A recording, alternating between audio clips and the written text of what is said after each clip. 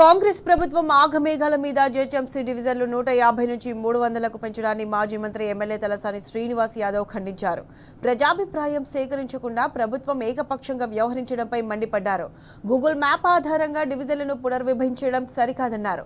ఇప్పటికైనా ప్రభుత్వం ప్రజా అభిప్రాయాలకు సమయం ఇచ్చి ప్రాంతాల వారీగా సమావేశాలు ఏర్పాటు చేయాలని డిమాండ్ చేశారు. లేకుంటే న్యాయ పోరాటం చేస్తామని రేవంత్ సర్కార్ను తలసాని శ్రీనివాస్ యాదవ్ హెచ్చరించారు. ఈ మేరకు డివిజన్లు పునర్విభజనపై సనత్ నగర్ నియోజకవర్గంలోని అన్ని డివిజన్స్ నాయకులు కార్యకర్తలతో మారేడుపల్లి క్యాంపు కార్యాలయం వద్ద తలసాని సమావేశం ఏర్పాటు చేశారు. వారందరి అభిప్రాయాలను అడిగి తెలుసుకున్నారు.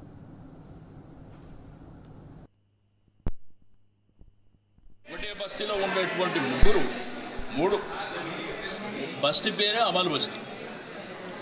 వాళ్ళని మీరు 3 భాగాలు చేస్తే ఇదంతా కన్ఫ్యూజన్ ఉన్నది. ఇప్పుడు సనత్ నగర్ ఉంది, అక్కడ బీకేగూడ అని అమీర్పేట అని అదొక కన్ఫ్యూజన్ క్రియేట్. కాబట్టి నేను దయచేసి ఇప్పటికైనా కానీ మీరు తొందరపాటు అవసరం లేదు, మీరు నెల టైం ఇవ్వండి. వార్డులల్లో మనకు ప్రతి దగ్గర వార్డ్స్ ఉన్నాయి, ఆ వార్డులల్లో మీటింగులు పెట్టండి. అంతేగాని చిన్న భిన్నం చేసేస్తాము, మా ఇష్టం ఉన్నట్టు చేసుకుంటామంటే దాని ఫలితాలు కూడా మీరే అనుభవించవలసి వస్తాయి. ఇది ఏంటంటే తుగులక్ పరిపాలన కాదు. ఒక పద్ధతి ప్రకారం అక్కడ ఉన్నటువంటి బస్తీ ప్రజల్ని కాన్ఫిడెన్స్లోకి తీసుకొని చేయవలసినటువంటి అవసరం ఉంటుంది. అది గుర్తుపెట్టుకోవాలని చెప్పి తెలియజేస్తుంది. ఎవరు అభిప్రాయం చేసుకోకుండా 4 రోజులల్లో ఇంత డివిజన్లు చేసేంత వ్యవస్థ ఉన్నదా? ఏదైనా ఫీల్డ్లో పోయే కదా చేసేది. అంటే మీరేంది ల్యాప్టాప్ ఓపెన్ చేసి గూగుల్ మ్యాప్ తీసి గూగుల్ మ్యాప్లలో ఉన్న పేర్ల ప్రకారం మీరు చేసుకుంటారు. ఏం పద్ధతి ఇది?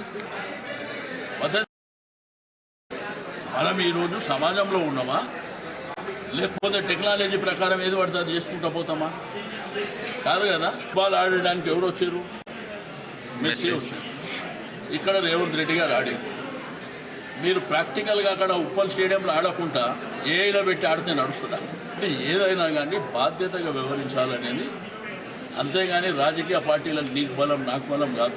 ఆ బలాలు ఎలక్షన్లు అప్పుడు ఉంటాయి. అల్టిమేట్గా